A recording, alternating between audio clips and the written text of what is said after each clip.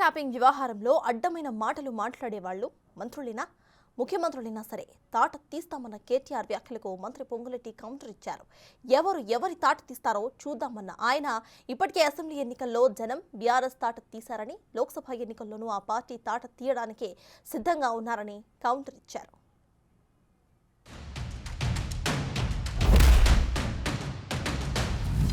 నాకు ఎలాంటి ఇల్లీగల్ వ్యవహారాలతో నాకు సంబంధం లేదు.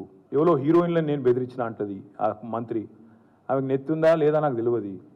నాకు అంత కర్మ ఏంది, నాకు ఈ దిక్కుమాలిన పనులు చేయాల్సిన పరిస్థితి ఏంది.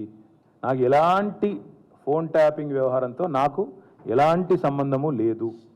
ఈ అడ్డమైన మాటలు ఎవరైనా మాట్లాడితే, చెత్త మాటలు ఎవరైనా మాట్లాడితే వారు మంత్రి అయినా ముఖ్యమంత్రి అయినా తాట తీస్తాము, లీగల్గానే చూసుకుంటాం. తప్పకుండా లీగల్గానే ఎదుర్కొంటాం, న్యాయపరంగానే ఎదుర్కొంటాం. మాకు ఎవరిని బెదిరించాల్సిన అవసరం కానీ ఎవరిని ట్యాపింగ్ చేయాల్సిన అవసరం కానీ లేదు. ఎవరు తాట తీస్తారు? ఆల్రెడీ ఒకసారి తాట తీశారు, మళ్ళీ రేపు ఎన్నికల్లో తాట తీస్తారు. ప్రజలు తీయాల తాట, మీరు కాదు తాట తీయాల్సింది. తీసేది ప్రజలు. మళ్ళీ ఒకసారి తీశారు, మళ్ళీ తీయించుకోబోతున్నారు. తప్పకుండా ఫోను ట్రాపింగ్లో గుమ్మడికాయల దొంగ ఎవరంటే భుజాలు తడుముకోవాల్సిన అవసరం ఏ మాజీ మంత్రికి వద్దు. తప్పు చేసిన వాళ్ళు ఎవరిని ఈ రాష్ట్ర ప్రభుత్వం వదిలిపెట్టే ప్రసక్తే లేదు. చట్టము దాని పని అది చేసుకొని పోతుంది.